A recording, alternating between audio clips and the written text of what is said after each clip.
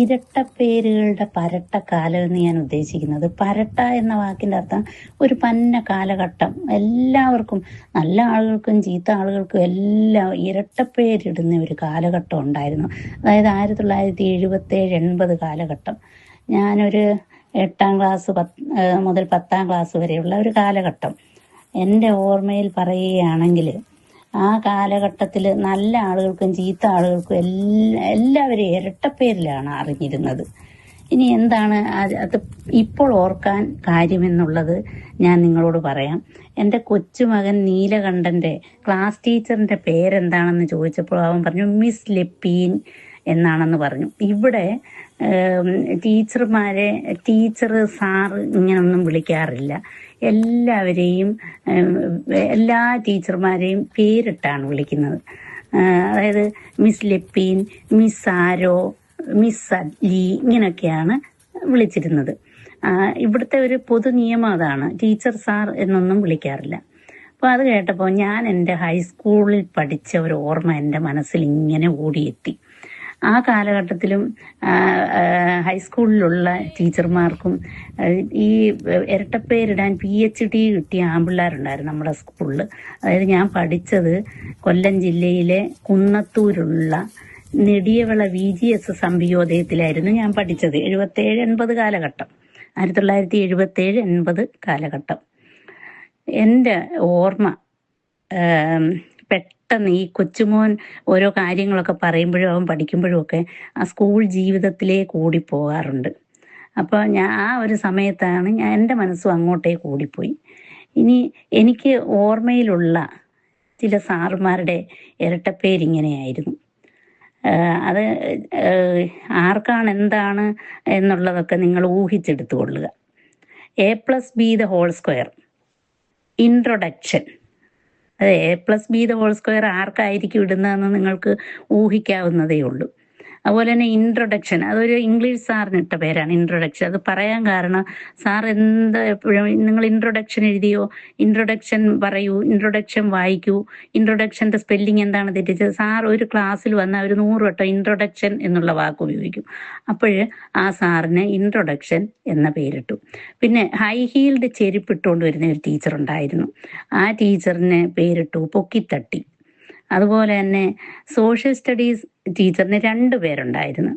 ഒന്ന് പൂവമ്പഴം ടീച്ചർ. പൂവമ്പഴം പോലെ സുന്ദരിയായിരുന്നു, നല്ല പൂവമ്പഴം പോലുള്ള ഒരു ടീച്ചർ. അതാരും ആ ടീച്ചറിനെ കണ്ടാൽ അങ്ങനെ പേരിടും, അതിൽ കുഴപ്പമൊന്നും തോന്നുന്നില്ല. നമ്മൾക്ക് കാണുമ്പോഴേ അങ്ങനെ ഒരു പേരങ്ങ് മനസ്സിൽ വരും. പിന്നെ അതുപോലെ തന്നെ ജോഗ്രഫി പഠിപ്പിക്കുന്ന ഒരു ടീച്ചറിന് സാൻ ഫ്രാൻസിസ്കോ എന്ന് പറഞ്ഞാൽ നമ്മളത് കേൾക്കുമ്പോൾ നമുക്ക് ഒരു സുഖമുള്ള ഒരു പേരായിട്ട് തോന്നുന്നു. അതുപോലെ തന്നെ എപ്പോഴും ടീച്ചർ ക്ലാസ്സിൽ ആ ഒരു വാക്ക് ഉപയോഗിക്കാറുണ്ട്. എപ്പോഴും പിള്ളേരെ വീണ്ടും വീണ്ടും ആവർത്തിച്ച് പഠിപ്പിച്ചു കൊടുക്കുന്നതാണ്. പക്ഷെ അവന്മാർ ആ ടീച്ചറിന് സാൻ ഫ്രാൻസിസ്കോ എന്ന പേരിട്ടു. പിന്നെ അന്നത്തെ കാലഘട്ടത്തിൽ പിന്നെ എല്ലാ അധ്യാപകരും മുണ്ടുടുത്തുകൊണ്ടാണ് വരുന്നത്. അപ്പോൾ ഒരു സാർ ആദ്യമായിട്ട് പാൻസ് ഇട്ടുകൊണ്ട് വരാൻ തുടങ്ങി.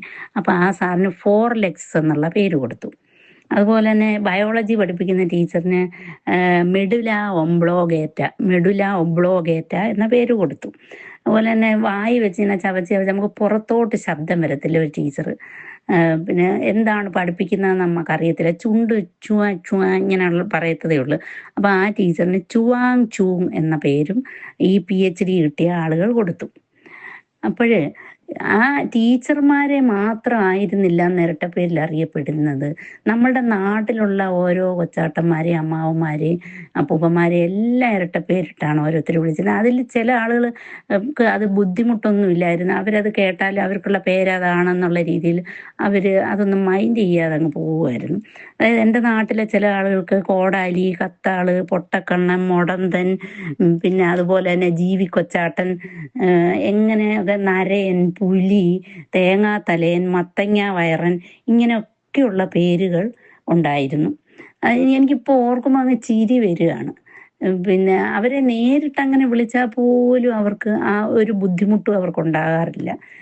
കറമ്പൻ, വെളുമ്പൻ ഇങ്ങനെയൊക്കെ അങ്ങ് പേര് പറയുമായിരുന്നു. എന്തോ നമുക്ക് ഇപ്പം കേൾക്കുമ്പോൾ ഒരു അസ്വസ്ഥത പോലെ തോന്നും. എന്തായാലും പറയട്ടെ, എനിക്കും 8ലും 9ലും 10ലും ഒക്കെ ഇരട്ടപ്പേരിട്ടു. അതായത് എന്നോട് വിരോധമുള്ള കുട്ടികളെന്ന് ഉദ്ദേശിക്കുന്നത്, ഞാൻ സ്കൂൾ ക്ലാസ്സിലെ ലീഡറൊക്കെ ആയിരുന്നു. 3 പ്രാവശ്യവും ഞാൻ തന്നെയായിരുന്നു. എന്നെ എതിരിട്ട് എൻ്റെ അയൽവാസിയായ ഒരു പയ്യനായിരുന്നു എന്നും നിന്നിരുന്നത്. അവൻ പഠിക്കാൻ മിടുക്കനായിരുന്നു. ഞങ്ങൾ 10, 42 കുട്ടികളുള്ള ക്ലാസ്സായിരുന്നു. 3 വർഷക്കാലവും ഞാനും അവനും തന്നെയാണ് ഇലക്ഷന് നിന്നത്. എന്നിട്ട് ഞാനാണ് ജയിക്കുന്നത്. അങ്ങനെ ഞാൻ നെടിയവിള VGS അംബികോദയത്തിലെ 1979, 80ലെ ചെയർമാനായിട്ടും ഇരുന്നിട്ടുണ്ട്. അപ്പൊ ആ സ്കൂളിൽ തുടങ്ങിയതിന്റെ 2ാമത്തെ വർഷമായിരുന്നു ഈ 1979, 80 ഒക്കെ ആ സ്കൂളിന്റെ തുടങ്ങിയതിന്റെ 2ാമത്തെ വർഷവുമായിരുന്നു. അപ്പോഴേ ഈ വീഡിയോ നീണ്ടു പോകുന്നു. അതുകൊണ്ട് ഇതിന്റെ ബാലൻസ് ഭാഗം ഞാൻ അടുത്ത വീഡിയോയിൽ പറയാം. എനിക്കെങ്ങനെ ഈ ഇരട്ടപ്പേര് കിട്ടി എന്നുള്ളത്. 8ാം ക്ലാസ്സിൽ ഒരു ഇരട്ടപ്പേര്, 9ാം ക്ലാസ്സിൽ ഒന്ന്, 10ാം ക്ലാസ്സിൽ വേറൊന്ന്.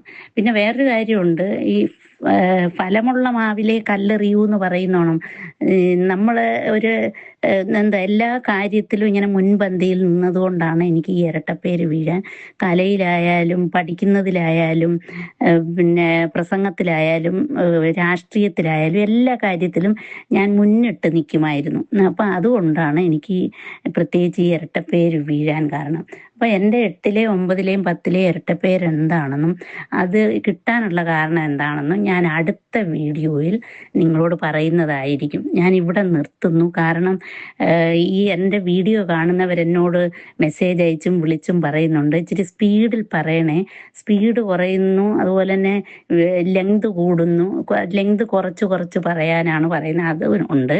ഞാൻ എൻ്റെ അടുത്ത വീഡിയോയിൽ നിങ്ങളെ ബാക്കി ഭാഗങ്ങൾ കേൾപ്പിക്കുന്നതായിരിക്കും. എങ്ങനെ എനിക്ക് ഇരട്ടപ്പേര് വീണു എന്നുള്ളത് അടുത്ത വീഡിയോയിൽ പറയാം. Okay, by.